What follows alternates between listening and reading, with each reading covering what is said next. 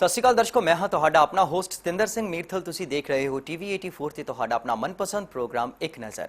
ਜਿਵੇਂ ਕਿ ਤੁਸੀਂ ਜਾਣਦੇ ਹੋ ਕਿ ਅਸੀਂ ਆਪਣੇ ਇਸ ਸ਼ੋਅ ਦੇ ਵਿੱਚ ਉਹਨਾਂ ਸ਼ਖਸੀਅਤਾਂ ਨੂੰ ਤੁਹਾਡੇ ਰੂਬਰੂ ਕਰਵਾਉਂਦੇ ਹਾਂ ਜਿਨ੍ਹਾਂ ਨੇ ਵੱਖ-ਵੱਖ ਖੇਤਰਾਂ ਦੇ ਵਿੱਚ ਮੱਲਾਂ ਮਾਰੀਆਂ ਨੇ ਤੇ ਮਾਣ-ਤਾਣ ਹਾਸਲ ਕੀਤਾ ਹੈ। ਜੀ ਹਾਂ, ਅੱਜ ਇੱਕ ਅਜਿਹੀ ਸ਼ਖਸੀਅਤ ਸਾਡੇ ਨਾਲ ਇਸ ਸ਼ੋਅ ਦੇ ਵਿੱਚ ਵਿਰਾਜਮਾਨ ਹੈ ਜੋ ਕਿ ਕਿਸੇ ਵੀ ਤਾਰੀਫ ਦੀ ਮੁਹਤਾਜ ਨਹੀਂ। ਜੀ ਹਾਂ, ਅਦਾਕਾਰੀ ਦੇ ਖੇਤਰ ਦੇ ਵਿੱਚ ਵੱਖ-ਵੱਖ ਅਦਾਵਾਂ ਦੇ ਨਾਲ ਦਰਸ਼ਕਾਂ ਦਾ ਮਨ ਮੋਹ ਲੈਣ ਵਾਲੀ ਇੱਕ ਐਸੀ ਸ਼ਖਸੀਅਤ ਅੱਜ ਸਾਡੇ ਨਾਲ ਸਾਡੇ ਸਟੂਡੀਓ ਸਾਡੇ ਇਸ ਸ਼ੋਅ ਦੇ ਵਿੱਚ ਵਿਰਾਜਮਾਨ ਹੈ। ਮੈਂ ਤਾਰੂਫ ਕਰਵਾ ਰਿਹਾ ਹਾਂ ਜੀ ਮਿਸਟਰ ਹੌਬੀ ਧਾਲੀਵਾਲ ਜੀ ਦੇ ਨਾਲ। ਸੋ ਕਰਦੇ ਹਾਂ ਇਹਨਾਂ ਦੇ ਨਾਲ ਗੱਲਬਾਤ ਤੇ ਜਾਣਦੇ ਹਾਂ ਇਹਨਾਂ ਦੇ ਇਸ ਅਦਾਕਾਰੀ ਦੇ ਸਫ਼ਰ ਦੇ ਬਾਰੇ ਦੇ ਵਿੱਚ। ਸੋ ਸਭ ਤੋਂ ਪਹਿਲਾਂ ਹੌਬੀ ਜੀ, ਤੁਹਾਡਾ ਸਾਡੇ ਇਸ ਸ਼ੋਅ ਦੇ ਉੱਪਰ ਆਉਣ ਤੇ ਅਸੀਂ ਨਿੱਘਾ ਸਵਾਗਤ ਕਰਦੇ ਹਾਂ ਜੀ। ਪਿਆਰ ਭਰੀ ਸਤਿ ਸ਼੍ਰੀ ਅਕਾਲ ਦੀ ਸਾਂਝ ਪਾਈਏ ਜੀ। ਸਤਿ ਸ਼੍ਰੀ ਅਕਾਲ ਜੀ। ਮਿਹਰਬਾਨੀ, ਸਤਿ ਸ਼੍ਰੀ ਅਕਾਲ ਜੀ। ਔਰ ਮੈਂ ਬੜਾ ਖੁਸ਼ ਹਾਂ ਇਸ ਵੇਲੇ ਤੁਸੀਂ ਮੈਨੂੰ ਆਪਣੇ ਸਟੂਡੀਓ 'ਚ ਬੁਲਾਇਆ ਔਰ ਇਸ ਪ੍ਰੋਗਰਾਮ ਦੇ ਵਿੱਚ ਇੱਕ ਨਜ਼ਰ ਜਿਸ ਦਾ ਨਾਮ ਰੱਖਿਆ ਉਹਦੇ ਵਾਸਤੇ ਤੁਸੀਂ ਮੈਨੂੰ ਬੁਲਾ ਕੇ ਲੋਕਾਂ ਦੇ ਰੂਬਰੂ ਕਰਾ ਰਹੇ ਹੋ। ਚੰਗਾ ਲੱਗਿਆ, ਚੰਗਾ ਲੱਗ ਰਿਹਾ। ਹੌਬੀ ਜੀ, ਅਦਾਕਾਰੀ ਜਿਹੜੀ ਹੈ ਇੱਕ ਬਹੁਤ ਔਖੀ, ਅਸੀਂ ਕਹਿ ਲਈਏ ਕਿ ਆਰਟ ਦਾ ਇੱਕ ਐਸਾ ਪਾਰਟ ਹੈ ਕਿ ਬਹੁਤ ਔਖਾ ਪਾਰਟ ਹੈ ਔਰ ਬੜਾ ਸੰਘਰਸ਼ ਮੰਗਦਾ ਹੈ, ਬੜਾ ਮਿਹਨਤ ਮੰਗਦਾ ਹੈ। ਇਸ ਸਾਰੀ ਦੇ ਉੱਪਰ ਅਸੀਂ ਚਰਚਾ ਜਿਹੜੀ ਹੈ ਜ਼ਰੂਰ ਕਰਾਂਗੇ, ਪਰ ਸਭ ਤੋਂ ਪਹਿਲਾਂ ਸਾਡੇ ਦਰਸ਼ਕ ਜਾਣਨਾ ਚਾਹੁੰਦੇ ਨੇ ਹੌਬੀ ਧਾਲੀਵਾਲ ਜੀ ਹੁਣਾਂ ਦੇ ਬਚਪਨ ਦੇ ਬਾਰੇ ਦੇ ਵਿੱਚ ਕਿ ਜਿਸ ਤਰ੍ਹਾਂ ਦੇ ਸੰਜੀਦਗੀ ਦੇ ਰੋਲ ਤੁਸੀਂ ਆਪਣੀ ਫਿਲਮ ਦੇ ਵਿੱਚ ਕਰਦੇ ਹੋ, ਜਿਸ ਤਰ੍ਹਾਂ ਦਾ ਇੱਕ ਬੜਾ ਹੀ ਕਹਿ ਲਓ ਕਿ ਡਰ ਲੱਗਣ ਵਾਲਾ ਇੱਕ ਤੁਹਾਡਾ ਇੱਕ ਰੌਬਦਾਰ ਰੋਲ ਹੁੰਦਾ ਹੈ ਕਿ ਜਾਤੀ ਜ਼ਿੰਦਗੀ ਦੇ ਵਿੱਚ ਔਰ ਬਚਪਨ ਦੇ ਵਿੱਚ ਵੀ ਤੁਸੀਂ ਇਸ ਤਰ੍ਹਾਂ ਦੇ ਸੀ। ਮੈਂ ਸਭ ਤੋਂ ਪਹਿਲਾਂ ਤਾਂ ਦੱਸ ਦਿਆਂ ਕਿ ਸੰਗਰੂਰ ਜ਼ਿਲ੍ਹੇ ਦਾ ਇੱਕ ਛੋਟਾ ਜਿਹਾ ਪਿੰਡ ਹੈ ਚਪੜੌਦਾ। ਮੈਨੂੰ ਮਾਣ ਹੈ ਉਸ ਨਿੱਕੇ ਜਿਹੇ ਪਿੰਡ 'ਤੇ। ਮੇਰਾ ਉੱਥੋਂ ਦਾ ਜਨਮ ਹੈ, ਉੱਥੇ ਹੀ ਮੈਂ ਪਲਿਆ ਵੱਡਾ ਹੋਇਆ ਔਰ ਉੱਥੋਂ ਹੀ ਮੈਂ ਸਕੂਲ ਜਾਂਦਾ ਰਿਹਾ। ਫਿਰ ਮਲੇਰਕੋਟਲਾ ਕਾਲਜ 'ਚ ਐਡਮਿਸ਼ਨ ਲਈ, ਪਰ ਮੈਨੂੰ ਮਹਿੰਦਰਾ ਕਾਲਜ ਵਾਲੇ ਲੈ ਆਏ। ਉਦੋਂ ਸਪੋਰਟਸ ਵਿੰਗ ਸੀ ਮਹਿੰਦਰਾ ਕਾਲਜ, ਉੱਥੇ ਆ ਗਿਆ। ਫਿਰ ਯੂਨੀਵਰਸਿਟੀ। ਇਸ ਤਰ੍ਹਾਂ ਮੇਰਾ ਲਗਾਵ, ਮੇਰਾ ਬਚਪਨ ਇਸ ਤਰ੍ਹਾਂ ਹੀ ਬੀਤਿਆ। ਚਪੜੌਦੇ ਦੇ ਨਾਲ ਮੇਰੀਆਂ ਯਾਦਾਂ ਨੇ। ਅੱਜ ਵੀ ਮੈਂ ਜਾਨਾ, ਮੇਰਾ ਪਿੰਡ ਹੈ, ਮੇਰਾ ਘਰ ਹੈ, ਮੇਰੇ ਮਾਂ-ਬਾਪ, ਮੇਰੇ ਭੈਣ ਭਾਈ ਉੱਥੇ ਵੱਸਦੇ ਨੇ। ਅਤੇ ਜਿਹੜਾ ਹੈ ਮੇਰਾ ਥੀਏਟਰ ਦੇ ਨਾਲ ਜਾਂ ਰੋਬ, ਇੱਦਾਂ ਦੇ ਰੋਲ ਮਿਲਦੇ ਨੇ ਮੈਨੂੰ, ਬਟ ਅਦਰਵਾਈਜ਼ ਮੈਂ ਤਾਂ ਇਹ ਕਹਿ ਲਓ ਕਿ ਹਜੇ ਤੱਕ ਕਦੇ ਕਿਸੇ ਨੂੰ ਓਏ ਵੀ ਨਹੀਂ ਕਿਹਾ। ਨਾ ਹੀ ਜ਼ਰੂਰਤ ਹੈ ਅਤੇ ਨਾ ਹੀ ਸੋਚ ਹੈ, ਅਤੇ ਨਾ ਹੀ ਮੇਰਾ ਖਿਆਲ ਮੇਰੇ 'ਚ ਹਿੰਮਤ ਹੈ, ਕਿਉਂਕਿ ਕਿਸੇ ਨੂੰ ਵੀ ਮੈਂ ਡਰਾਉਣ ਦੀ ਕੋਸ਼ਿਸ਼ ਕਰੂੰਗਾ ਮੇਰੇ ਵਰਗਾ ਹੀ ਹੈ। ਜੇ ਮੈਨੂੰ ਕੋਈ ਡਰਾਵੇ ਤਾਂ ਮੈਨੂੰ ਕਿੰਨਾ ਚੰਗਾ ਜਾਂ ਕਿੰਨਾ ਬੁਰਾ ਲੱਗੂਗਾ। ਸੋ ਇਸ ਕਰਕੇ ਤਾਂ ਮੈਂ ਬਿਲਕੁਲ ਜੀ। ਹੌਬੀ ਜੀ, ਵਾਕਈ ਤੁਹਾਡੀ ਜੋ ਅਸੀਂ ਹੁਣ ਇਸ ਵੇਲੇ ਇੰਟਰਵਿਊ ਕਰ ਰਹੇ ਹਾਂ, ਤੁਹਾਡੀ ਸ਼ਖਸੀਅਤ ਉਹ ਲੱਗ ਹੀ ਨਹੀਂ ਰਿਹਾ ਕਿ ਜਿਸ ਤਰ੍ਹਾਂ ਦਾ ਰੌਬਦਾਰ ਔਰ ਡਰਾਵਣਾ ਜਿਹਾ ਇੱਕ ਕਿਰਦਾਰ ਹੁੰਦਾ ਹੈ, ਉਸ ਤੋਂ ਇੱਕ ਅਲੱਗ ਇਨਸਾਨ ਅੱਜ ਸਾਡੇ ਨਾਲ ਸ਼ੋਅ ਦੇ ਵਿੱਚ ਬੈਠਾ ਹੈ ਜਿਹਨੂੰ ਕਿ ਲੋਕ ਹੌਬੀ ਧਾਲੀਵਾਲ ਦੇ ਨਾਮ ਦੇ ਨਾਲ ਜਾਣਦੇ ਨੇ। ਸੋ ਹੌਬੀ ਜੀ, ਮੈਂ ਇਹ ਪੁੱਛਣਾ ਚਾਹਾਂਗਾ ਕਿ ਐਕਟਿੰਗ ਦਾ ਜਿਹੜਾ ਇਹ ਜਜ਼ਬਾ ਜਿਹੜਾ ਹੈ ਇਹ ਕਿਸ ਤਰ੍ਹਾਂ ਆਪ ਜੀ ਦੇ ਅੰਦਰ ਆ ਗਿਆ? ਇੱਕ ਕੀ ਸਬਬ ਬਣਿਆ? ਕਿਸੇ ਤੋਂ ਇੰਸਪੀਰੇਸ਼ਨ ਲਈ ਜਾਂ ਕਿਸੇ ਵੱਲ ਦੇਖ ਕੇ ਲੱਗਿਆ ਕਿ ਨਹੀਂ ਯਾਰ ਮੈਂ ਵੀ ਇਹਦੇ ਵਰਗਾ ਬਣਨਾ ਹੈ, ਜਾਂ ਫਿਰ ਅਚਾਨਕ ਹੀ ਇਹ ਸਭ ਕੁਝ ਹੋ ਗਿਆ? ਦੇਖੋ, ਜੇ ਮੈਂ ਬਹੁਤ ਪਿੱਛੇ ਜਾਵਾਂ ਆਪਦੀ ਐਕਟਿੰਗ ਦੇ ਵਿੱਚ, ਤਾਂ ਮੈਂ 10ਵੀਂ ਕਲਾਸ ਦੇ ਵਿੱਚ ਸੀ ਔਰ ਮੈਨੂੰ ਇੱਕ ਇਤਿਹਾਸ ਜਵਾਬ ਮੰਗਦਾ ਹੈ ਇੱਕ ਪਲੇ ਹੋਇਆ ਸੀ ਪੰਜਾਬੀ ਦਾ। ਉਹਦੇ 'ਚ ਸਾਕਾ ਸਰਹੰਦ ਦੇ, ਉਹਦੇ 'ਚ ਮੈਨੂੰ ਸੂਬਾ ਸਰਹੰਦ ਦਾ ਰੋਲ ਮਿਲਿਆ ਸੀ, ਪਰ ਉਹ ਮੈਂ ਭੁੱਲ ਭੁਲਾ ਗਿਆ ਕਿ ਮੈਂ ਐਕਟਿੰਗ ਵੀ ਕਰ ਸਕਦਾ, ਐਕਟਰ ਵੀ ਹਾਂ। ਫਿਰ ਮੈਂ ਭੰਗੜੇ 'ਚ ਕਾਫੀ ਦੇਰ ਆਇਆ। ਪੰਮੀ ਬਾਈ ਹੁਣਾਂ ਦਾ ਮੈਂ ਨਾਮ ਜ਼ਰੂਰ ਲੈਣਾ ਚਾਹੂੰਗਾ, ਬਾਈ ਜੋਗਾ ਸਿੰਘ ਹੁਣੀ ਸੰਗਰੂਰ ਤੋਂ। ਉਹਨਾਂ ਦੀ ਰਹਿਨੁਮਾਈ 'ਚ ਮੈਂ ਬਹੁਤ ਸਾਰਾ ਭੰਗੜਾ ਵੀ ਪਾਇਆ, ਬਹੁਤ ਸਾਰੇ ਮੁਲਕ ਵੀ ਘੁੰਮਿਆ ਔਰ ਬੜਾ ਨਾਮ ਵੀ ਕਮਾਇਆ ਭੰਗੜੇ 'ਚ। ਸੋ 2007 ਦੇ ਵਿੱਚ ਮੈਂ ਕੈਨੇਡਾ ਮੂਵ ਕਰ ਗਿਆ, ਟੋਰਾਂਟੋ ਗਿਆ, ਮਿਸਿਸਾਗਾ ਰਿਹਾ। ਪਰ ਉਹ ਜਿਵੇਂ ਕਹਿੰਦੇ ਨੇ ਕਿਸੇ ਨੂੰ ਮਾਂਹਵਾਦੀ ਕਿਸੇ ਨੂੰ ਸਵਾਦੀ, ਮੈਨੂੰ ਕੋਈ ਬਹੁਤਾ ਫਿੱਟ ਨਹੀਂ ਆਇਆ ਕੈਨੇਡਾ। ਅਤੇ ਇਟਸ ਅਨਫੋਰਚੂਨੇਟਲੀ ਔਰ ਫੋਰਚੂਨੇਟਲੀ ਮੈਨੂੰ ਵਾਪਸ ਆਉਣਾ ਪਿਆ ਔਰ ਮੈਂ ਹਿੰਦੁਸਤਾਨ 'ਚ ਵਾਪਸ ਆ ਕੇ ਇੱਕ ਸੀਰੀਅਲ ਸ਼ੁਰੂ ਕੀਤਾ, ਅੱਗ ਦੇ ਕਲੀਰੇ। ਉਹਦੇ 'ਚ ਇੱਕ ਐਕਟਰ ਨੇ ਆਉਣਾ ਸੀਗਾ, ਮੈਂ ਨਾਮ ਨਹੀਂ ਲਊਂਗਾ, ਅਤੇ ਮੈਂ ਉਹਦੇ 'ਚ ਇੱਕ ਪ੍ਰੋਡਿਊਸਰ ਸੀ, ਨਾਟ ਪ੍ਰੋਡਿਊਸਰ ਮਤਲਬ ਐਵੇਂ ਥੋੜ੍ਹੇ ਜਿਹੇ ਪੈਸੇ ਪਾ ਕੇ ਲੱਗ ਗਿਆ। ਸੁਖਵੰਤ ਟੱਡਾ ਉਹਦੇ ਐਕਚੁਅਲੀ ਪ੍ਰੋਡਿਊਸਰ ਸੀਗੇ, ਸਕਾਈ TV। ਸੁਖਵੰਤ ਟੱਡਾ ਮੇਰੇ ਭੂਆ ਜੀ ਦੇ ਬੇਟੇ ਨੇ, ਸਕੇ ਭੂਆ ਜੀ ਸਾਡੇ, ਉਹਨਾਂ ਦਾ ਵੱਡਾ ਬੇਟਾ, ਐਂਡ ਸਾਡੇ ਭੈਣ ਭਰਾਵਾਂ 'ਚ ਸਭ ਤੋਂ ਵੱਡੇ ਨੇ ਉਹ। ਸੋ ਅਸੀਂ ਪਿਆਰ ਨਾਲ ਸੁਖਵੰਤ ਟੱਡੇ ਨੂੰ ਟੀਟੋ ਵੀਰ ਜੀ ਕਹਿੰਦੇ ਹਾਂ। ਸੋ ਟੀਟੋ ਵੀਰ ਜੀ ਨੇ ਮੈਨੂੰ ਕਿਹਾ ਕਿ ਆਪਾਂ ਬਣਾਈਏ ਅੱਗ ਦੇਖ ਨਹੀਂ ਰਹੇ, ਅਸੀਂ ਇੱਕ ਐਕਟਰ ਦੀ ਵੇਟ ਕਰਦੇ ਰਹੇ। ਐਕਟਰ ਆਇਆ ਨਾ, ਇੱਕ ਦਿਨ 2 ਦਿਨ ਲੈਫਟ ਓਵਰਸ ਜਿੰਨਾ ਵੀ ਸਾਡਾ ਸੀਗਾ ਪੈਚ ਵਰਕ ਅਸੀਂ ਕਰਦੇ ਰਹੇ। ਸੋ ਖਿੱਚ ਕੇ ਇੱਕ ਦਿਨ ਮੈਨੂੰ ਇਉਂ ਲੱਗਿਆ ਕਿ ਯਾਰ ਮੈਂ ਕਿਹਾ ਮੈਂ ਕਰ ਲੈਣਾ, ਨਹੀਂ ਆਇਆ ਤਾਂ ਉਹ। ਸੋ ਸਾਰੇ ਯੂਨਿਟ ਵਾਲੇ ਹੱਸਣ ਲੱਗ ਗਏ। ਸੋ ਜਦੋਂ ਮੈਂ ਕੀਤਾ ਉਹਦੇ 'ਚ MLA ਦਿਆਲ ਸਿੰਘ ਦਾਖੇ ਦਾ ਰੋਲ ਸੀਗਾ। ਸੋ ਮੈਂ ਉਹ ਰੋਲ ਕੀਤਾ, ਯਕਦਮ ਉਹ ਫਿੱਟ ਆ ਗਿਆ। ਮੈਂ ਡਾਇਰੈਕਟਰ ਨੇ ਵੀ ਚੰਗਾ ਕਿਹਾ, ਜਿਹੜਾ ਉਸ ਵਕਤ ਐਪੀਸੋਡ ਡਾਇਰੈਕਟਰ ਸੀ, ਵੀਰ ਜੀ ਨੂੰ ਵੀ, ਟੀਟੋ ਵੀਰ ਜੀ ਨੂੰ ਵੀ ਚੰਗਾ ਲੱਗਿਆ। ਅਤੇ ਸਭ ਤੋਂ ਵੱਡੀ ਗੱਲ ਕਿ ਉਹ ਸੀਰੀਅਲ ਹਿੰਦੁਸਤਾਨ ਦੇ ਵਿੱਚ ਨਹੀਂ ਸਗੋਂ ਇੰਗਲੈਂਡ ਦੇ ਵਿੱਚ ਸਭ ਤੋਂ ਪਹਿਲਾਂ ਚੱਲਿਆ ਸੀ, ਅਮਰੀਕਾ ਦੇ ਵਿੱਚ ਚੱਲਿਆ ਸੀ। ਸੋ ਮੈਂ ਕੁਛ ਦਿਨ ਬਾਅਦ ਜਦੋਂ ਕੈਨੇਡਾ ਦੀ ਫਲਾਈਟ 'ਤੇ ਸੀ ਤਾਂ ਮੈਂ ਹੀਥਰੋ ਉਤਰਿਆ, ਮੇਰੀ ਬ੍ਰਿਟਿਸ਼ ਏਅਰਵੇਜ਼ ਦੀ ਫਲਾਈਟ ਸੀਗੀ। ਸੋ ਉੱਥੇ ਇੱਕ ਕੌਫੀ ਸ਼ਾਪ ਤੋਂ ਮੈਂ ਕੌਫੀ ਖਰੀਦਣ ਗਿਆ ਅਤੇ ਇੱਕ ਲੇਡੀ ਨੇ ਮੈਨੂੰ ਬੁਲਾਇਆ। ਉਹ ਕਹਿੰਦੀ ਭਾਜੀ ਤੁਸੀਂ ਇਸ ਲਾਈਨ 'ਚ ਆ ਜਾਓ। ਉਹਦੇ ਕਾਊਂਟਰ 'ਤੇ ਗਿਆ ਮੈਂ, ਕਿਉਂਕਿ 2-3-4 ਕਾਊਂਟਰ ਸੀਗੇ। ਸੋ ਮੈਂ ਜਦੋਂ ਪਹੁੰਚਿਆ, ਉਹ ਕਹਿੰਦੀ ਭਾਜੀ ਤੁਸੀਂ ਉਹ ਨਹੀਂ ਕਿ ਦਿਆਲ ਸਿੰਘ ਦਾਖਾ। ਸੋ ਮੈਨੂੰ ਲੱਗਿਆ ਕਿ ਮੈਂ ਵੀ ਇੱਕ ਐਕਟਰ ਬਣ ਗਿਆ। ਬਹੁਤ ਵਧੀਆ। ਯਾਨੀ ਕਿ ਇਸ ਐਪੀਸੋਡ ਤੋਂ ਤੁਹਾਡੀ ਜਿਹੜੀ ਅਦਾਕਾਰੀ ਦਾ ਜਿਹੜਾ ਸਿਲਸਿਲਾ ਸੀਗਾ ਉਹ ਸ਼ੁਰੂ ਹੋ ਗਿਆ, ਆਗਾਜ਼ ਹੋ ਗਿਆ। ਔਰ ਆਗਾਜ਼ ਵੀ ਇਤਨਾ ਖੂਬਸੂਰਤ ਕਿ ਬਗਾਨੇ ਮੁਲਕ ਦੇ ਵਿੱਚ ਜਾ ਕਰਕੇ ਉੱਥੋਂ ਦੇ ਲੋਕ ਜੇਕਰ ਪਸੰਦ ਕਰ ਲੈਣ ਤਾਂ ਮੈਂ ਸਮਝਦਾ ਕਿ ਇੱਕ ਬਹੁਤ ਵੱਡੀ ਗੱਲ ਹੁੰਦੀ ਹੈ, ਔਰ ਗੱਲ ਵਾਕਈ ਕਾਬਿਲੇ ਤਾਰੀਫ ਹੈ।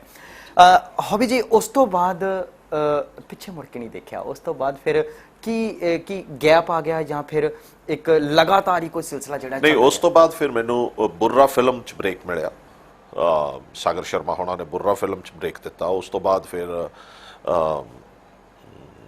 ਮੁੰਡਿਆਂ ਤੋਂ ਬਚ ਕੇ ਰਹੀ, ਫਿਰ ਮਾਮਲਾ ਗੜਬੜ ਉਸ ਤੋਂ ਪਹਿਲਾਂ ਆਈ, ਮੁੰਡਿਆਂ ਤੋਂ ਬਚ ਕੇ ਰਹੀ, ਫਿਰ ਲਾਈਨ ਲੱਗ ਗਈ, ਫਿਰ ਕੰਮ ਮੈਨੂੰ ਲੱਗਿਆ ਕਿ ਮੈਨੂੰ ਇਹ ਕੰਮ ਕਰ ਲੈਣਾ ਚਾਹੀਦਾ। ਪਹਿਲਾਂ ਮੈਨੂੰ ਸੰਗ ਲੱਗਦੀ ਸੀ, ਮੈਂ ਅਨਕੰਫਰਟੇਬਲ ਸੀਗਾ ਕਿਉਂਕਿ ਵੱਡੇ ਸਟਾਰ ਸੀ, ਮੇਰੀ ਪਹਿਲੀ ਫਿਲਮ ਸੀ। ਮੈਨੂੰ ਉਦੋਂ ਮੈਂ ਆਪਣੇ ਆਪ 'ਚ ਸ਼ਾਇਦ ਇੰਨੇ ਕੁ ਜੋਗਾ ਸੀ ਕਿ ਮੈਨੂੰ ਰੋਟੀ ਮਿਲ ਸਕਦੀ ਸੀ।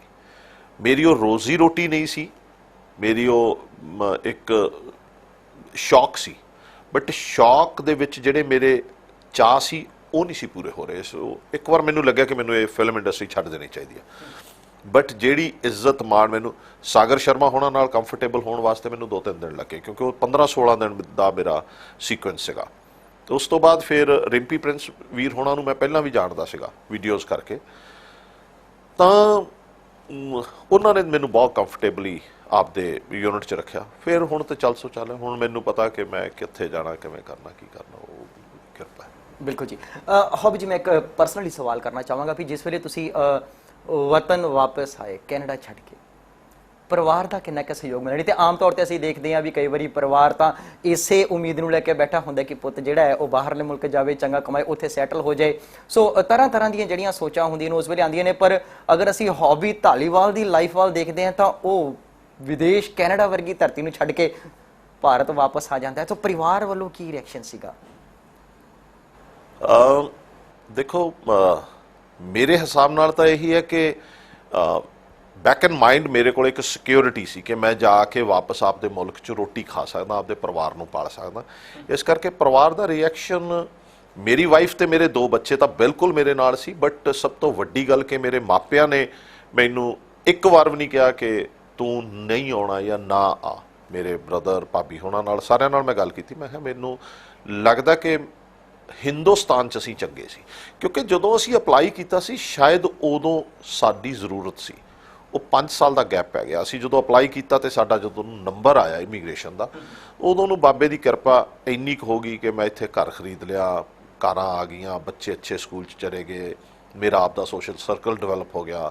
ਸੋ ਮੇਰੀ ਪਰਸਨੈਲਿਟੀ, ਜੋ ਮੇਰੀ ਸੋਚ ਸੀ, ਜੋ ਇੱਕ ਬੰਦੇ ਦਾ ਜਿਵੇਂ ਕਹਿੰਦੇ ਆ ਔਕਾਤ ਹੁੰਦੀ ਹੈ ਕਿ ਮੇਰੀ ਸੋਚ ਦੀ ਔਕਾਤ ਐਡੀ ਕੁ ਸੀ, ਓਡੀ ਕੁ ਔਕਾਤ ਤੱਕ ਮੈਨੂੰ ਮੇਰੇ ਮਾਲਕ ਨੇ ਪਹੁੰਚਾਤਾ ਸੀ। ਮੈਨੂੰ ਲੱਗਿਆ ਨਹੀਂ ਕਿ ਮੈਂ ਕੈਨੇਡਾ ਜਾ ਕੇ ਕੋਈ ਬਹੁਤੇ ਡਾਲਰ ਕਮਾ ਕੇ ਕੁਝ ਹੋਰ ਵੱਖਰਾ ਕਰ ਸਕਾਂ। ਬਸ ਇੱਕ ਸੈਟਿਸਫੈਕਸ਼ਨ ਹੋ ਗਈ ਕਿ ਮੈਨੂੰ ਇੱਦਾਂ ਦੀ ਜ਼ਿੰਦਗੀ ਚਾਹੀਦੀ ਉਹ ਕਿਸੇ ਵੀ ਮੁਲਕ 'ਚ ਹੋਵੇ। ਸੋ ਆਪ ਦੀ ਜ਼ੁਬਾਨ, ਆਪ ਦੀ ਮਿੱਟੀ, ਆਪ ਦੀ ਹਵਾ, ਆਪ ਦੇ ਮਾਪੇ, ਆਪ ਦਾ ਸਰਕਲ, ਆਪ ਦੇ ਭੈਣ ਭਾਈ, ਆਪ ਦੇ ਰਿਸ਼ਤੇ, ਆਪ ਦੇ ਨਾਤੇ, ਆਪ ਦੀ ਖੁਸ਼ਬੂ। ਸੋ ਫਿਰ ਕਿਉਂ ਨਾ ਪੰਜਾਬ।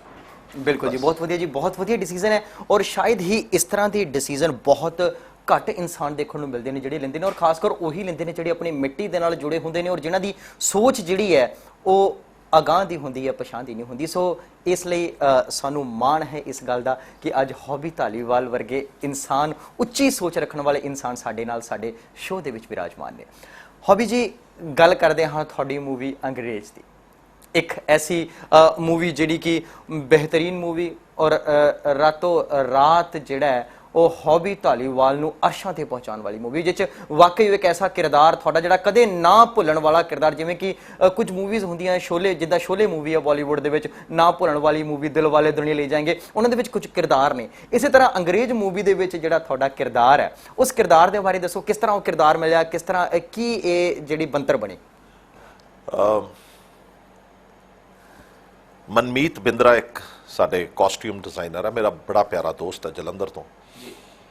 ਤਾਂ ਸਾਡੀ ਫਿਲਮ ਦਾ ਪ੍ਰੀਮੀਅਰ ਸੀ ਪੰਜਾਬੀਆਂ ਦਾ ਕਿੰਗ ਚੰਡੀਗੜ੍ਹ, ਅਸੀਂ ਇਕੱਠੇ ਹੋਣਾ ਸੀਗਾ।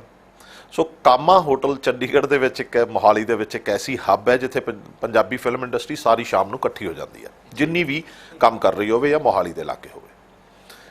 ਸੋ ਕਾਮਾ ਮਿਲਦੇ ਆ, ਮੈਂ ਠੀਕ ਹੈ, ਉੱਥੋਂ ਚਲੇ ਗਏ। ਸੋ ਉਹਦਾ ਐਟੀਟਿਊਡ ਮੇਰੇ ਨਾਲ ਕੁਛ ਡਿਫਰੈਂਟ ਸੀ, ਹਾਲਾਂਕਿ ਮੇਰਾ ਛੋਟਾ ਵੀਰ ਆ, ਬਹੁਤ ਅੱਛਾ ਦੋਸਤ ਹੈ।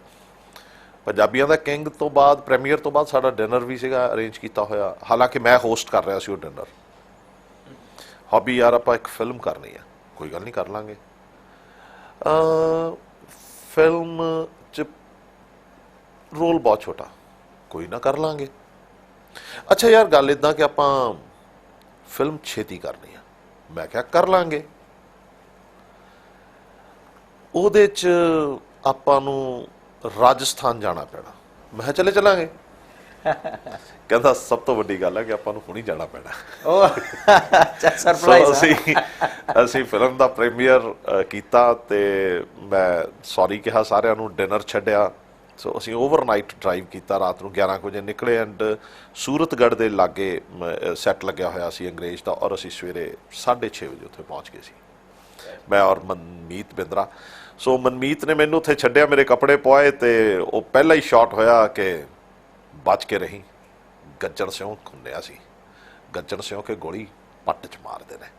ਸੋ ਉਹ ਐਸੀ, ਹਾਲਾਂਕਿ ਉਹ ਮੈਂ ਨਹੀਂ ਕਿਹਾ ਕਿਤੇ ਵੀ ਜਾ ਕੇ ਫਿਲਮ ਦੇ ਵਿੱਚ, ਪਰ ਉਹ ਜਦੋਂ ਵੀ ਮੈਂ ਹੁਣ ਵੀ ਨਿਕਲਦਾ, ਹਾਲਾਂਕਿ ਉਸ ਤੋਂ ਬਾਅਦ 4-5 ਫਿਲਮਾਂ ਵੀ ਰਿਲੀਜ਼ ਹੋ ਗਈਆਂ, ਡਾਇਲਾਗਸ ਵੀ ਹੋਰ ਆ ਗਏ, ਤੇ ਪਰ ਫਿਰ ਵੀ ਮੈਨੂੰ ਇਹੀ ਕਹਿੰਦੇ ਨੇ ਉਹ ਜਾਂਦਾ ਗੱਜਣ ਸਿਉਂ।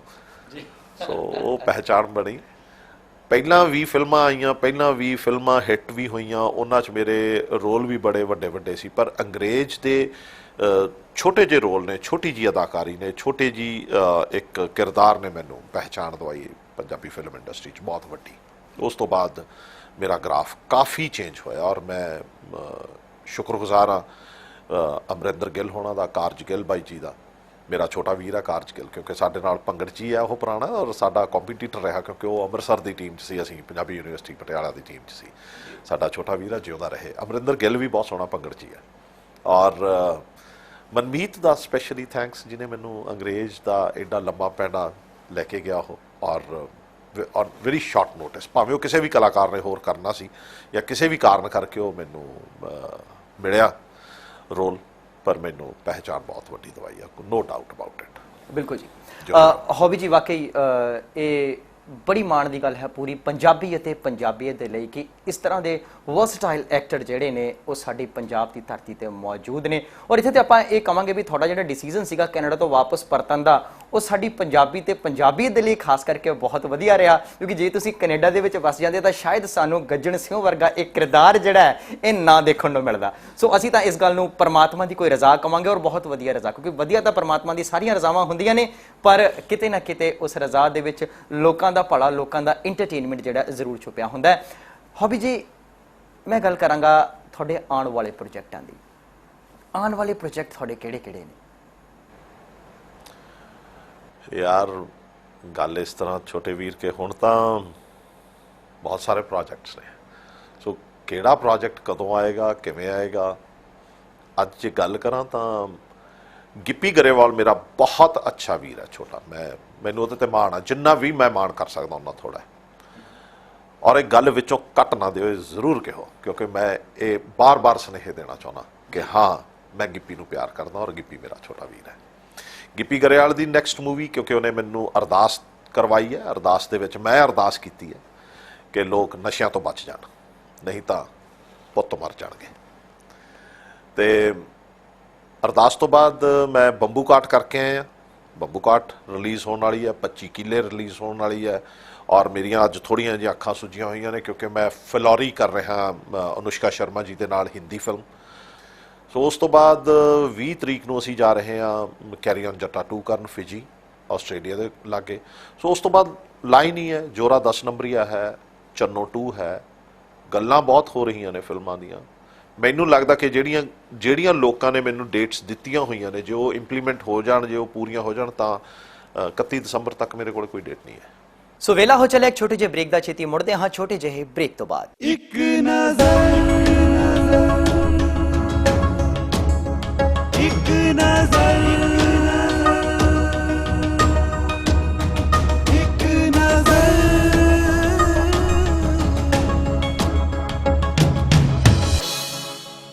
ਇੱਕ ਨਜ਼ਰ, ਇੱਕ ਨਜ਼ਰ, ਇੱਕ ਨਜ਼ਰ।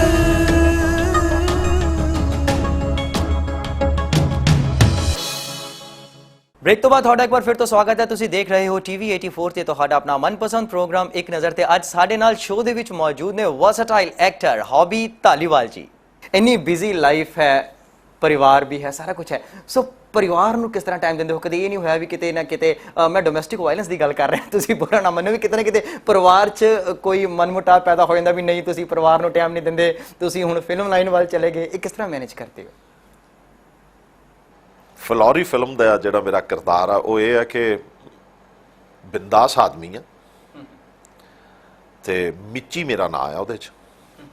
2 ਡਰਿੰਕ ਲਾਜ਼ਮੀ ਪੀਣੇ ਹੀ ਪੀਣੇ ਨੇ ਤੇ ਹਸਮੁਖ ਇਨਸਾਨ ਆ, ਕੋਈ ਟੈਨਸ਼ਨ ਨਹੀਂ ਹੈ। 26-27 ਸਾਲ ਪਹਿਲਾਂ ਮੇਰਾ ਵਿਆਹ ਹੋਇਆ ਤੇ ਮੇਰੀ ਬੀਵੀ ਕਿਚ ਕਰਦੀ ਰਹਿੰਦੀ ਹੈ ਤੇ ਮੁੰਡਾ ਮੇਰਾ ਬਾਹਰੋਂ ਆਇਆ, ਠੀਕ ਹੈ, ਪੜ੍ਹਦਾ ਉਹ ਲੰਗੇ ਡੰਗ ਹੈ। ਅਸੀਂ ਵਿਆਹ ਕਰਨ ਨੂੰ ਫਿਰਦੇ ਹਾਂ, ਉਹ ਵਿਆਹ ਕਰਾਉਣ ਨੂੰ ਨਹੀਂ ਫਿਰਦਾ। ਤੇ ਬਿਲਕੁਲ ਸੇਮ ਸਟੋਰੀ ਮੇਰੇ ਘਰ 'ਚ।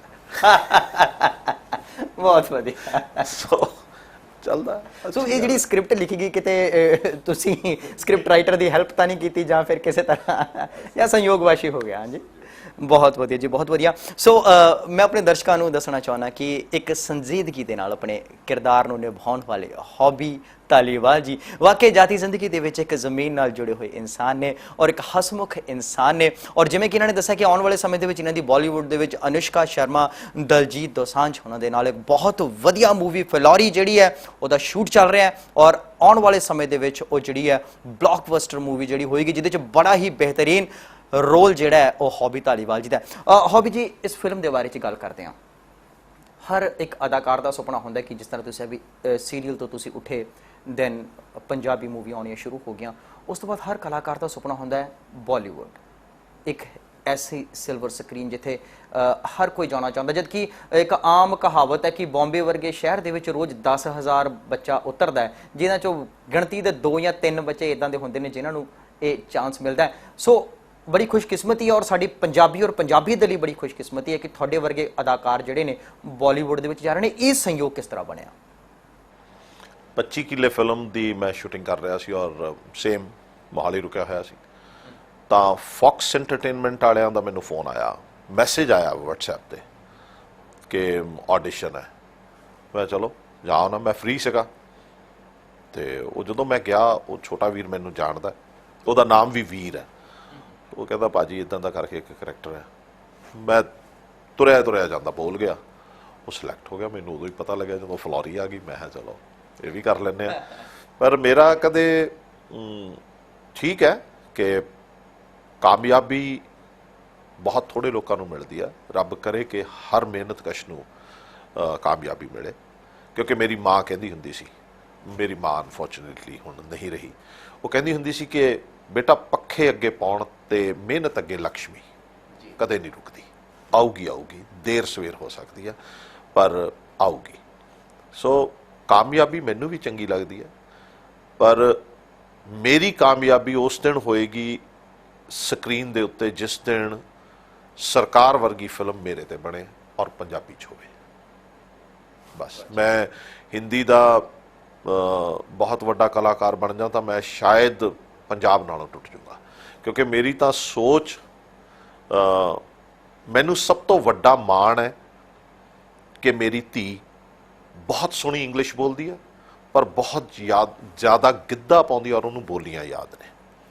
ਮੇਰਾ ਬੇਟਾ ਬਹੁਤ ਸੋਹਣੀ ਇੰਗਲਿਸ਼ ਬੋਲਦਾ, ਬਹੁਤ ਅੱਛੇ ਲੋਕਾਂ ਨਾਲ ਵਰਤਦਾ, ਤੇ ਪਰ ਉਹ ਭੰਗੜਾ ਵੀ ਬਹੁਤ ਸੋਹਣਾ ਪਾਉਂਦਾ ਤੇ ਪੰਜਾਬੀ ਵੀ ਬਹੁਤ ਸੋਹਣੀ ਬੋਲਦਾ।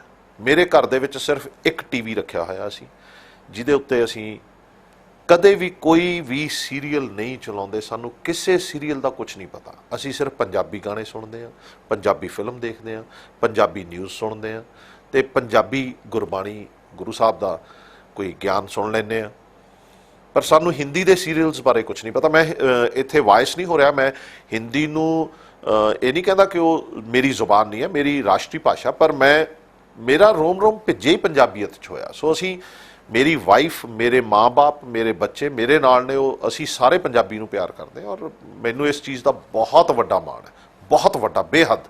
ਕਿਉਂਕਿ ਮੈਂ ਇੱਕ ਗੱਲ ਸਾਂਝੀ ਕਰ ਜਾਂਦਾ ਕਿ ਪੰਜਾਬ ਇੱਕ ਐਸੀ ਜਗ੍ਹਾ ਹੈ, ਸਿਰਫ ਇੱਕ ਐਸੀ ਦੁਨੀਆ ਦੇ ਉੱਤੇ ਇੱਕ ਐਸੀ ਜਗ੍ਹਾ ਕਿ ਜਿਹਨੂੰ ਇੱਕ ਇਨਸਾਨ ਦੇ ਰੂਪ 'ਚ ਲੈ ਲਈਏ ਨਾ, ਤਾਂ ਜਦੋਂ ਮੁਲਕ ਵੰਡੇ ਗਏ ਨੇ, ਮੁਲਕ ਇੱਕ ਸੀਗਾ, ਦੋ ਹੋਏ ਨੇ, ਤਾਂ ਸਹੁੰ ਲੱਗੇ ਪੰਜਾਬ ਨੂੰ ਇੱਥੋਂ ਵੱਢਤਾ ਤੇ ਉੱਪਰਲਾ ਹਿੱਸਾ ਉੱਧਰ ਰਹਿ ਗਿਆ, ਜਿਹਦੇ 'ਚ ਸੋਚ, ਬੋਲੀ, ਦਿੱਖ, ਸਵਾਦ, ਜ਼ੁਬਾਨ, ਲਿਟਰੇਚਰ ਸਭ ਉੱਥੇ ਰਹਿ ਗਿਆ।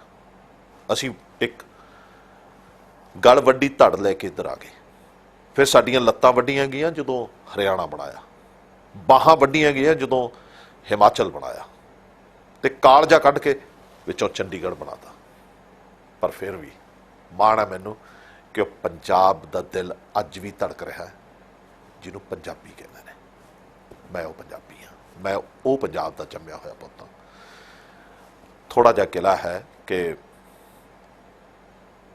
ਜੰਮਦੇ ਤੁਸੀਂ ਇੱਥੇ ਹੋ, ਪੜ੍ਹਦੇ ਤੁਸੀਂ ਇੱਥੇ ਹੋ, ਪਲਦੇ ਤੁਸੀਂ ਇੱਥੇ ਹੋ, ਸੰਸਕਾਰ ਤੁਸੀਂ ਇੱਥੋਂ ਲੈਂਦੇ ਹੋ, ਮਾਂ ਦਾ ਪਿਆਰ ਤੁਸੀਂ ਇੱਥੋਂ ਲੈਂਦੇ ਹੋ, ਰਿਸ਼ਤਿਆਂ ਦਾ ਦੁਲਾਰ ਤੁਸੀਂ ਇੱਥੇ ਲੈਂਦੇ ਹੋ, ਪੜ੍ਹਾਈ ਇੱਥੇ ਕਰਦੇ ਹੋ, ਪਰ ਚਲੇ ਤੁਸੀਂ ਵਿਦੇਸ਼ਾਂ 'ਚ ਜਾਂਦੇ ਹੋ ਕਮਾਈ ਕਰਨ। ਇੱਕੋ ਹੀ ਗੱਲ ਕਹੂੰਗਾ ਕਿ ਮੁਲਕ ਦੀ ਵੰਡ ਵੇਲੇ ਜਿਹਨੂੰ ਗਲੋਂ ਵੱਢਿਆ ਸੀ, ਸੂਬਿਆਂ ਦੀ ਵੰਡ ਵੇਲੇ ਜਿਹਨੂੰ ਘਰੋਂ ਕੱਢਿਆ ਸੀ, ਜ਼ਖਮੀ ਉਹ ਮਾਂ ਨੇ ਸੁਨੇਹਾ ਇੱਕ ਘੱਲਿਆ, ਸਾਂਭ ਲਓ ਪੰਜਾਬ ਨਹੀਂ ਤਾਂ ਤੁਹਾਡੇ ਹੱਥੋਂ ਚੱਲਿਆ। ਸਾਂਭ ਲਓ ਪੰਜਾਬ ਨਹੀਂ ਤਾਂ ਤੁਹਾਡੇ ਹੱਥੋਂ ਚੱਲਿਆ। ਬਹੁਤ ਵਧੀਆ ਜੀ ਹੌਬੀ ਸਾਹਿਬ, ਵਾਕਈ ਦਿਲ ਨੂੰ ਝੰਜੋੜਨ ਵਾਲੀ ਗੱਲ ਕਰ ਛੱਡੀ ਤੁਸੀਂ। ਔਰ ਆਪਣੇ ਆਪ ਦੇ ਵਿੱਚ ਇਹ ਗੱਲ ਅਗਰ ਸਾਰਿਆਂ ਦੀ ਸਮਝ ਦੇ ਵਿੱਚ ਆ ਜਾਏ ਤਾਂ ਮੈਂ ਸਮਝਦਾ ਕਿ ਹਰ ਇਨਸਾਨ ਜਿਹੜਾ ਹੈ ਉਹ ਪੰਜਾਬੀ ਅਤੇ ਪੰਜਾਬੀ ਦੇ ਨਾਲ ਜੜੋਂ ਜੁੜ ਜਾਏਗਾ। ਸੋ ਵਾਕਈ ਸਾਨੂੰ ਮਾਣ ਹੈ ਸਾਡੀ ਇਸ ਜ਼ਰਖੇਜ਼ ਧਰਤੀ ਤੇ, ਜਿਸ ਜ਼ਰਖੇਜ਼ ਧਰਤੀ ਤੇ ਇਹੋ ਜਿਹੇ ਅਦਾਕਾਰ ਪੈਦਾ ਹੋਏ ਨੇ ਜਿਹੜੇ ਦਿਲੋਂ ਪਿਆਰ ਕਰਦੇ ਨੇ ਪੰਜਾਬੀਅਤ ਦੇ ਨਾਲ, ਔਰ ਦਿਲੋਂ ਸਤਿਕਾਰ ਕਰਦੇ ਨੇ ਪੰਜਾਬੀਅਤ ਦੇ ਨਾਲ, ਔਰ ਨਾਲ ਹੀ ਨਾਲ ਆਪਣੇ ਫੈਨਸ ਨੂੰ, ਉਹਨਾਂ ਨੂੰ ਦੇਖਣ ਵਾਲੇ ਸਰੋਤਿਆਂ ਨੂੰ ਵੀ ਪ੍ਰੇਰਦੇ ਨੇ ਇਸ ਗੱਲ ਦੇ ਲਈ ਕਿ ਉਹ ਪੰਜਾਬੀ ਅਤੇ ਪੰਜਾਬੀਅਤ ਨੂੰ ਰੂਹ ਦੇ ਨਾਲ ਪਿਆਰ ਕਰਨ, ਰੂਹ ਦੇ ਵਿੱਚ ਭਿੱਜ ਕੇ ਪਿਆਰ ਕਰਨ। ਹੌਬੀ ਜੀ, ਗੱਲ ਕਰਾਂਗੇ ਤੁਹਾਡੇ ਕਿਰਦਾਰਾਂ ਦੀ। ਜਿਸ ਵੇਲੇ ਤੁਸੀਂ ਕੋਈ ਫਿਲਮ ਸਿਲੈਕਟ ਕਰਦੇ ਹੋ, ਸਕ੍ਰਿਪਟ ਤੁਹਾਡੇ ਕੋਲ ਆਉਂਦੀ ਹੈ, ਕੀ ਮਾਪਦੰਡ ਹੁੰਦੇ ਨੇ ਤੁਹਾਨੂੰ ਤੁਹਾਡੇ ਰੋਲ ਨੂੰ ਲੈ ਕੇ?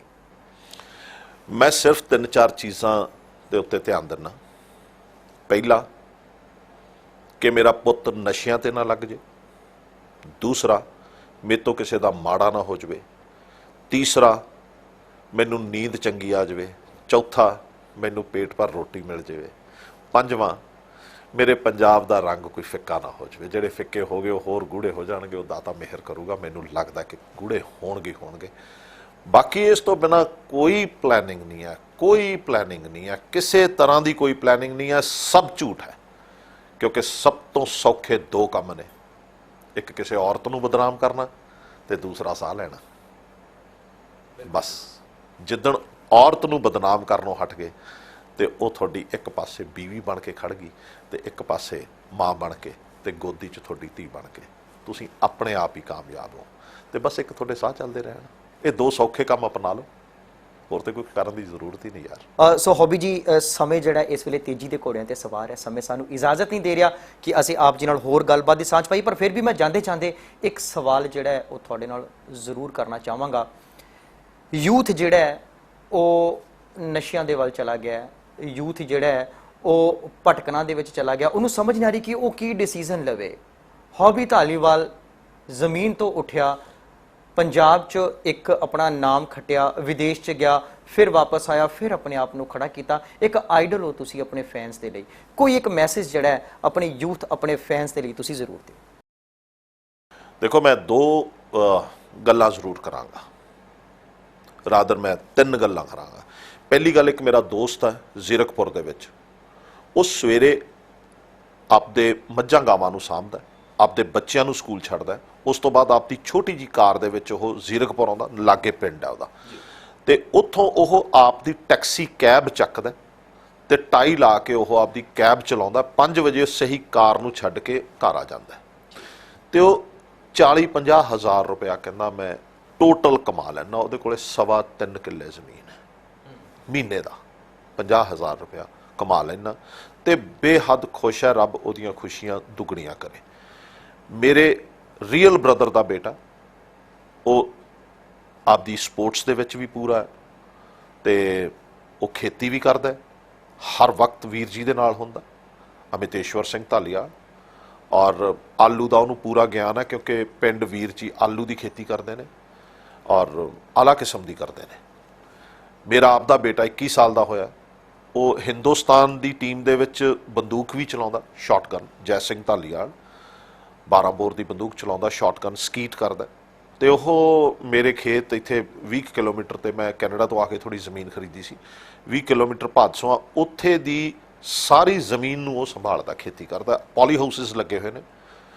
ਉਹ ਆਪਦੇ ਆਪ ਨੂੰ ਮੈਨੇਜ ਕਰਦਾ ਤੇ ਗੇਮ ਵੀ ਕਰਦਾ, ਜਿਮ ਵੀ ਜਾਂਦਾ, ਸ਼ਾਮ ਨੂੰ ਦੋਸਤਾਂ ਨੂੰ ਵੀ ਮਿਲਦਾ, ਖੇਤੀ ਵੀ ਕਰਦਾ ਤੇ ਖੇਤੀ ਦੀ ਜਿੰਨੀ ਉੱਥੋਂ ਦੀ ਇਨਕਮ ਹੈ ਉਹ ਖੁਦ ਆਪ ਦੇ ਵਾਸਤੇ ਵਰਤਦਾ। ਪਰ ਉਹ ਮੈਨੂੰ ਹਿਸਾਬ ਦਿੰਦਾ। ਅੱਜ ਮੇਰੀ ਸਵੇਰੇ ਉਹਦੇ ਨਾਲ ਗੱਲ ਹੋਈ ਸੀਗੀ ਬੈਡ ਟਾਈਮ, ਕਿ ਜਦੋਂ ਅਸੀਂ ਬੈਡ ਟੀ ਪੀ ਰਹੇ ਸੀਗੇ ਬੈਠੇ ਤਿੰਨੋਂ, ਮੈਂ, ਮੇਰੀ ਵਾਈਫ ਤੇ ਮੇਰਾ ਬੇਟਾ। ਉਹਨੇ ਮੈਨੂੰ ਸਾਰੀ ਡਿਟੇਲਿੰਗ ਦਿੱਤੀ। ਪਿਛਲੇ ਮੈਂ 15-20 ਦਿਨ ਤੋਂ ਤਵੀਤ ਫਿਲਮ ਦੀ ਪਾਕਿਸਤਾਨ ਬਾਰਡਰ ਤੇ ਅੰਮ੍ਰਿਤਸਰ ਦੇ ਲਾਗੇ ਅਸੀਂ ਨਸ਼ਹਿਰਾ ਢਾਲਾ ਪਿੰਡ ਹੈ, ਉੱਥੇ ਸ਼ੂਟ ਕਰ ਰਹੇ ਸੀਗੇ। ਸੋ ਅੱਜ ਮੈਂ 20-25 ਦਿਨਾਂ ਬਾਅਦ ਉਹਨੂੰ ਮਿਲਿਆ ਸੀ। ਸੋ ਉਹਨੇ ਸਾਰੀ ਮੈਨੂੰ ਡਿਟੇਲਿੰਗ ਦਿੱਤੀ। ਜੇ YPS ਦਾ ਸਟੂਡੈਂਟ YPS ਤੋਂ ਕਲੀਅਰ ਕਰਕੇ ਅੱਜ ਉਹ ਕਾਲਜ ਗੋਇੰਗ ਬॉय ਹੈਗਾ ਤੇ ਉਹ ਨਾਲ ਆਪਦੀ ਜਿਮ ਜਾਂਦਾ, ਬੜੇ ਸੋਹਣੇ ਡੋਲੇ ਡੂਲੇ ਬਣਾਏ ਹੋਏ ਨੇ। ਜੇ ਉਹ ਸਕੀਟ ਕਰ ਰਿਹਾ, ਆਪਦੀ ਦਿੱਲੀ ਕੈਂਪ ਲਾਉਂਦਾ, ਕੋਰੀਆ ਖੇਡਣ ਜਾਂਦਾ, ਕਦੇ ਇਟਲੀ ਜਾਂਦਾ, ਜੇ ਉਹ ਖੇਤੀ ਕਰ ਸਕਦਾ, ਖੇਤੀ ਕਰਕੇ ਕਮਾਈ ਕਰ ਸਕਦਾ, ਤੇ ਤੁਸੀਂ ਕਿਉਂ ਨਹੀਂ? ਸਾਨੂੰ ਤਾਂ ਬੰਬੂ ਕਾਟਾਂ ਨੇ ਪੱਟ ਲਿਆ।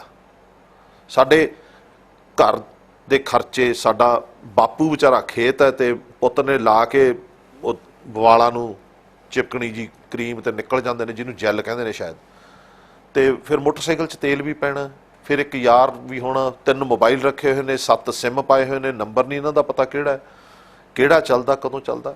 ਸੋ ਯੂਥ ਨੂੰ ਸਿੱਧੇ ਪਾਸੇ ਲੈ ਕੇ ਆਉਣਾ ਹੀ ਸਾਡਾ ਪੰਜਾਬ ਦਾ ਰੰਗ ਹੈ, ਜਿਹੜਾ ਮੈਂ ਬਾਰ-ਬਾਰ 2-3 ਵਾਰ ਗੱਲ ਕਰਦਿਆਂ ਕਿਹਾ ਕਿ ਪੰਜਾਬ ਦੇ ਰੰਗ ਇਹ ਸਭ ਤੋਂ ਖੂਬਸੂਰਤ ਰੰਗ ਹੈ। ਜੇ ਪੁੱਤ ਨਾ ਰਹੇ ਤਾਂ ਫਿਰ ਕੱਖਾਂ ਨਾਲੋਂ ਹੌਲੇ ਤਾਂ ਹੋ ਹੀ ਬੈਠੇ ਆ, ਫਿਰ ਬਿਲਕੁਲ ਹੀ ਤਬਾਹ ਆ, ਬਰਬਾਦ ਹੋ ਜਾਵਾਂਗੇ। ਪਾਣੀ ਦੀ ਗੱਲ ਬਾਅਦ ਚੋਂ ਕਰ ਲਿਓ, ਧੀਆਂ ਨੂੰ ਮਾਰਨ ਦੀ ਬਾਅਦ ਚੋਂ ਗੱਲ ਕਰ ਲਿਓ। ਧੀਆਂ ਪੈਦਾ ਹੋਣ ਤੋਂ ਪਹਿਲਾਂ ਮਰਦੀਆਂ ਨੇ, ਪਾਣੀ ਹਾਲੇ ਸੁੱਕਦੇ ਜਾਂਦੇ ਨੇ, ਠੀਕ ਹੈ ਨਾ। ਮੁਲਕ ਦੇ ਵਿੱਚੋਂ ਲੋਕ ਪੈਸਾ ਕੱਢਦੇ ਜਾਂਦੇ ਨੇ। ਉਹ ਪੁੱਤ ਤਾਂ ਤੁਹਾਡੇ ਕੋਲੇ ਨੇ, ਉਹ ਤਾਂ ਜੰਮਿਆ ਹੋਇਆਂ ਦੀ ਜਵਾਨਾਂ ਦੀ ਗੱਲ ਕਰਦੇ ਹੋ ਤੁਸੀਂ, ਉਹਨਾਂ ਨੂੰ ਸਾਂਭਣ ਵਾਲਾ ਸਭ ਤੋਂ ਪਹਿਲਾ ਰੰਗ ਹੈ। ਸੋ ਮੈਂ ਗੱਭਰੂਆਂ ਨੂੰ ਵੀ ਕਹੂੰਗਾ ਕਿ ਖੇਤ ਵੀ ਉਹੀ ਨੇ, ਖੇਡਾਂ ਵੀ ਉਹੀ ਨੇ। ਜੇ ਤੁਸੀਂ ਸਿਆਸਤ ਛੱਡ ਦਿਓ, ਸਿਆਸੀ ਰੰਗ ਨਾ ਚੜ੍ਹਨ ਦਿਓ ਆਪਦੀ ਖੇਡ ਤੇ, ਖੇਡ ਨੂੰ ਖੇਡ ਵਾਂਗੂ ਖੇਡੋ, ਤਾਂ ਖੇਡਾਂ ਵਾਸਤੇ ਖੇਤ ਵੀ ਉਹੀ ਨੇ। ਹਰ ਪੰਜਾਬ ਦਾ ਇੱਕ ਬਜ਼ੁਰਗ ਆਦਮੀ ਅੱਜ ਵੀ ਤੁਹਾਡੇ ਵਾਸਤੇ ਅੱਧਾ ਵਿੱਗਾ, ਕਿੱਲਾ, 2 ਕਿੱਲੇ ਛੱਡਣ ਨੂੰ ਤਿਆਰ ਹੈ। ਤੁਸੀਂ ਖੇਡਣ ਵਾਲੇ ਬਣੋ, ਤੁਸੀਂ ਆਪ ਦੇ ਵਧੀਆ ਜੁੱਸੇ ਬਣਾਉਣ ਦੀ ਗੱਲ ਕਰੋ। ਅੱਜ ਵੀ ਮਾਵਾਂ ਮੱਝਾਂ ਚੋ ਕੇ ਬੂਰੀਆਂ ਰੱਖਣ ਨੂੰ ਤਿਆਰ ਨੇ। ਅੱਜ ਵੀ ਤੁਹਾਡੇ ਵਾਸਤੇ ਬਾਪੂ ਤੂੜੀ ਬਣਾ ਕੇ, ਥ੍ਰੈਸ਼ਰ ਚਲਾ ਕੇ ਤੁਹਾਨੂੰ ਪਾਲਣ ਵਾਸਤੇ ਤਿਆਰ ਹੈ। ਪਰ ਅੱਗੇ ਤਾਂ ਤੁਸੀਂ ਆਉਣਾ। ਹੁਣ ਇਹ ਤੁਸੀਂ ਦੇਖਣਾ ਕਿ ਬਾਪੂ ਦੀ ਜਿਹੜੀ ਪੱਗ ਹੈ ਉਹਨੂੰ ਦਾਗੀ ਕਰਨਾ ਜਾਂ ਰੱਬ ਵੱਲੋਂ ਬਖਸ਼ੀ ਹੋਈ ਦਸਤਾਰ ਦੀਆਂ ਕਲੰਗੀਆਂ ਦੇ ਵਿੱਚ ਵਾਲ ਹੋਰ ਸੋਹਣੇ ਲਾਉਣੇ ਨੇ। ਇਹ ਤੁਸੀਂ ਸੋਚਣਾ। ਹਾਂ, ਮੈਂ ਅੱਜ ਮੇਰਾ ਬੇਟਾ 21 ਸਾਲ ਦਾ, ਇਸ ਕਰਕੇ ਮੈਂ ਅੱਜ ਇੱਕ ਬਾਪ ਦੀ ਹੈਸੀਅਤ ਦੇ ਨਾਲ ਗੱਲ ਕਰਦਾ ਕਿ ਮੈਂ ਪੁੱਤ ਦੇ ਪਿੱਛੇ ਲੱਗਣ ਦੀ ਮੇਰੀ ਉਮਰ ਆ ਗਈ ਹੈ। ਜੇ ਮੇਰਾ ਪੁੱਤ ਕੁਝ ਮੰਗੇਗਾ ਤਾਂ ਮੈਂ ਸਭ ਤੋਂ ਪਹਿਲਾਂ ਆਪਣੀ ਜਾਨ ਦੀ ਗੱਲ ਕਰਾਂਗਾ। ਮਟੀਰੀਅਲਿਸਟਿਕ ਚੀਜ਼ਾਂ ਨੇ ਯਾਰ, ਵੱਡਾ ਘਰ ਹੈ, ਦਾਤੇ ਨੇ ਬਖਸ਼ਿਆ। ਜੇ ਮੇਰਾ ਪੁੱਤ ਕੋਈ ਹੋਰ ਕੰਮ ਕਰਦਾ ਤੇ ਉਹਨੂੰ ਪੈਸੇ ਦੀ ਲੋੜ ਹੈ, ਮੈਨੂੰ ਘਰ ਵੇਚ ਕੇ ਲਾਉਣ ਦੀ ਕੀ ਦਿੱਕਤ ਹੈ? ਕੋਈ ਦਿੱਕਤ ਨਹੀਂ ਹੈ, ਮੈਂ ਕਰਨ ਨੂੰ ਤਿਆਰ ਹਾਂ। ਪਰ ਇਹ ਇਨਸ਼ੋਰ ਹੋਵੇ ਕਿ ਮੇਰਾ ਪੁੱਤ ਸਹੀ ਰਾਹ ਤੇ ਤੁਰਿਆ, ਰਾਹ ਸਹੀ ਹੋਵੇ। ਦਾਤਾ ਬੜਾ ਬੇਅੰਤ, ਉਹਨੇ ਤੁਹਾਡਾ ਸਭ ਕੁਝ ਚੰਗਾ ਕਰ ਦੇਣਾ। ਸੋ ਮੇਰੇ ਪੁੱਤਰੋ, ਛੋਟੇ ਵੀਰੋ, ਗੱਭਰੂਓ, ਮੇਰੇ ਪੰਜਾਬੀਓ, ਕੁਛ ਨਹੀਂ ਪਿਆ ਨਸ਼ੇ 'ਚ, ਕੁਛ ਵੀ ਨਹੀਂ ਪਿਆ। ਸਿਰਫ ਇੱਕ ਚੀਜ਼ ਪਈ ਹੈ, ਤੁਹਾਡੇ ਕਿਰਦਾਰ ਖਤਮ ਹੁੰਦੇ ਨੇ, ਤੁਹਾਡੀ ਸੋਚ ਖਤਮ ਹੁੰਦੀ ਹੈ, ਤੁਹਾਡੇ ਸਰੀਰ ਖਤਮ ਹੁੰਦੇ ਨੇ, ਅੰਤ ਤੁਸੀਂ ਖਤਮ ਹੁੰਦੇ ਹੋ। ਜਦੋਂ ਤੁਸੀਂ ਖਤਮ ਹੁੰਦੇ ਹੋ ਤਾਂ ਤੁਹਾਡੇ ਟੱਬਰ ਖਤਮ ਹੁੰਦੇ ਨੇ। ਜੇ ਟੱਬਰ ਖਤਮ ਹੁੰਦੇ ਨੇ ਤਾਂ ਸਾਡਾ ਪੰਜਾਬ ਕਿਤੇ ਨਹੀਂ ਵਸਣਾ, ਖਤਮ ਹੋਇਆ ਹੀ ਲੋ। ਵਾਹ ਜੀ ਵਾਹ, ਵਾਕਈ ਜੀ। ਹੌਬੀ ਜੀ, ਤੁਸੀਂ ਜਿਹੜਾ ਯੂਥ ਨੂੰ ਮੈਸੇਜ ਦਿੱਤਾ ਹੈ, ਵਾਕਈ ਆਪਣੇ ਆਪ ਦੇ ਵਿੱਚ ਕਾਬਿਲੇ ਤਾਰੀਫ ਹੈ। ਔਰ ਜੇਕਰ ਯੂਥ ਇਹਨਾਂ ਗੱਲਾਂ ਨੂੰ ਸੁਣ ਕਰਕੇ, ਸਮਝ ਕਰਕੇ ਆਪਣੇ ਜ਼ਿਹਨ ਦੇ ਵਿੱਚ ਬਿਠਾ ਲੇ ਤਾਂ ਮੈਂ ਸਮਝਦਾ ਸਾਡੀ ਜਿਹੜੀ ਜਵਾਨੀ ਖਰਾਬ ਹੋ ਰਹੀ ਹੈ, ਜਵਾਨੀ ਖਰਾਬ ਨਾ ਹੋਵੇ। ਸੋ ਮੈਂ ਜਾਂਦੇ ਜਾਂਦੇ ਸਿਰਫ ਇੱਕ ਆਖਰੀ ਸਵਾਲ ਮੈਂ ਇੱਕ ਹੋਰ ਪੁੱਛਣਾ ਚਾਹਾਂਗਾ, ਕਿਉਂਕਿ ਬੜਾ ਮਜ਼ਾ ਆ ਰਿਹਾ ਤੁਹਾਡੀਆਂ ਗੱਲਾਂ ਨੂੰ ਸੁਣ ਕੇ। ਵਾਕਈ ਲੱਗ ਰਿਹਾ ਕਿ ਸ਼ਾਇਦ ਇਸ ਸ਼ੋਅ ਨੂੰ ਜੋ ਸਾਡਾ ਯੂਥ ਦੇਖ ਰਿਹਾ ਉਹ ਜ਼ਰੂਰ ਕੁਝ ਨਾ ਕੁਝ ਸਿੱਖੇਗਾ। ਕੋਈ ਇੱਕ ਜਵਾਨ ਵੀ ਇਸ ਗੱਲ ਤੋਂ ਸੁਣ ਕਰਕੇ ਸੁਧਰ ਗਿਆ ਤਾਂ ਮੈਂ ਸਮਝਾਂਗਾ ਸਾਡਾ ਜਿਹੜਾ ਸ਼ੋਅ ਹੈ ਉਹ ਵਾਕਈ ਟੌਪ ਹੋ ਜਾਏਗਾ। ਹੌਬੀ ਧਾਲੀਵਾਲ, ਇਹ ਜਿਹੜਾ ਨਾਮ ਹੈ ਹੌਬੀ ਧਾਲੀਵਾਲ, ਸਾਡੇ ਬੜੇ ਸਰੋਤੇ ਜਿਹੜੇ ਨੇ ਇਸ ਗੱਲ ਨੂੰ ਜਾਣਨਾ ਚਾਹੁੰਦੇ ਨੇ। ਹੌਬੀ ਧਾਲੀਵਾਲ ਕਿਉਂਕਿ ਸਕੂਲ ਟਾਈਮ 'ਚ ਕੀ ਨਾਮ ਸੀਗਾ ਜਾਂ ਸ਼ੁਰੂ ਤੋਂ ਹੀ ਹੌਬੀ ਧਾਲੀਵਾਲ ਸੀ? ਨਹੀਂ, ਮੇਰਾ ਨਾਮ ਵੈਸੇ ਤਾਂ ਕਾਗਜ਼ਾਂ ਦੇ ਵਿੱਚ ਤਾਂ ਕਮਲਦੀਪ ਸਿੰਘ ਹੈ, ਪਰ ਮੈਨੂੰ ਸਰਦਾਰ ਗੁਰਲਵਲੀਨ ਸਿੰਘ ਸਿੱਧੂ ਨੇ, ਸਾਡੇ IAS ਨੇ, ਬਰਨਾਲਾ DC ਵੀ ਰਹੇ ਨੇ, ਹੁਣ ਉਹ ਚੰਡੀਗੜ੍ਹ ਪੋਸਟਿੰਗ ਆ ਉਹਨਾਂ ਦੀ, ਮੇਰੇ ਵੀਰ ਨੇ ਵੱਡੇ। ਸੋ ਉਹਨਾਂ ਨੇ ਮੈਨੂੰ, ਉਹਨਾਂ ਦਾ ਨਿਕਨੇਮ ਵੀ ਹੌਬੀ ਹੈ। ਸੋ ਉਹ ਵੀ ਹੌਬੀ ਨੇ। ਸਾਡੇ ਹਾਕੀ ਵਾਲੇ ਸਰਦਾਰ ਸੁਰਜੀਤ ਸਿੰਘ ਹੁੰਦੇ ਸੀਗੇ, ਅਨਫੋਰਚੂਨੇਟਲੀ ਸਾਡੇ 'ਚ ਨਹੀਂ ਰਹੇ, ਉਹਨਾਂ ਦੇ ਬੇਟੇ ਦਾ ਨਾਮ ਵੀ ਹੌਬੀ ਹੈ। ਇੱਕ ਮੁੰਡਾ ਲੁਧਿਆਣੇ ਤੋਂ ਮੈਨੂੰ ਮਿਲਿਆ ਸੀ, ਉਹਦਾ ਨਾਮ ਵੀ ਹੌਬੀ ਹੈ। ਸੋ ਅਸੀਂ ਸਮਕਾਲੀ ਜਿਹੇ ਆ। ਵੀਰ ਜੀ ਮੇਰੇ ਤੋਂ ਸਰਦਾਰ ਗੁਰਲਵਲੀਨ ਸਿੰਘ ਸਿੱਧੂ ਹੋਣੀ ਮੇਰੇ ਤੋਂ ਵੱਡੇ ਨੇ, ਮੈਂ ਛੋਟਾ, ਮੇਰੇ ਤੋਂ ਉਹ ਛੋਟਾ। ਉਹਨਾਂ ਨੇ ਮੈਨੂੰ ਦੱਸਿਆ ਕਿ DMC ਦੇ ਵਿੱਚ ਇੱਕ ਬਹੁਤ ਖੂਬਸੂਰਤ ਡਾਕਟਰ ਸੀ, ਲੇਡੀ ਡਾਕਟਰ, ਉਹਨਾਂ ਦਾ ਨਾਮ ਹਬੀ ਸਮਥਿੰਗ ਸੀਗਾ। ਸੋ ਉਹਨਾਂ ਜ਼ਮਾਨੇ ਦੇ ਜੰਮੇ ਹੋਏ ਕਈ ਮੁੰਡਿਆਂ ਦਾ ਨਾਮ ਉਹਨਾਂ ਦੇ ਬਾਪਾਂ ਨੇ ਹੌਬੀ ਰੱਖਿਆ ਹੋਇਆ। ਵੈਸੇ ਮੈਂ ਆਪ ਦੇ ਪਿੰਡ ਹੀ ਜੰਮਿਆ ਹੋਇਆ। ਵੀਰ ਜੀ ਜਿਹੜੇ ਸਰਦਾਰ ਗੁਰਲਵਲੀਨ ਸਿੰਘ ਨੇ, ਉਹਨਾਂ ਦਾ ਜਨਮ DMC ਦਾ। ਸੋ ਮੈਨੂੰ ਨਾਮ ਮੇਰੇ ਨਾਨਾ ਜੀ ਨੇ ਰੱਖਿਆ ਸੀ, ਮੇਰਾ ਹਬੀ ਰੱਖਿਆ ਸੀ, ਬਟ ਉਹ ਹੌਬੀ ਹੋ ਗਿਆ। ਆਮ ਹੈਪੀ। ਸੋ ਮੈਂ ਇੱਕ ਲਾਸਟ ਵਿੱਚ ਜਾਤੀ ਸਵਾਲ ਜ਼ਰੂਰ ਪੁੱਛ ਕੇ ਮੈਂ ਇਸ ਸ਼ੋਅ ਨੂੰ ਖਤਮ ਕਰਾਂਗਾ ਕਿ ਐਡਾ ਵਧੀਆ ਨਾਮ, ਐਡੀ ਵਧੀਆ ਅੱਛੇ ਵਿਚਾਰ ਸਿੰਘ ਵਿੱਚੋਂ ਤੁਸੀਂ ਕੱਢ ਛੱਡਿਆ, ਇਹਦਾ ਕੀ ਕਾਰਨ? ਕੀ ਹੌਬੀ ਸਿੰਘ ਧਾਲੀਵਾਲ ਨਹੀਂ ਬਣਦਾ, ਕਮਲਦੀਪ ਸਿੰਘ।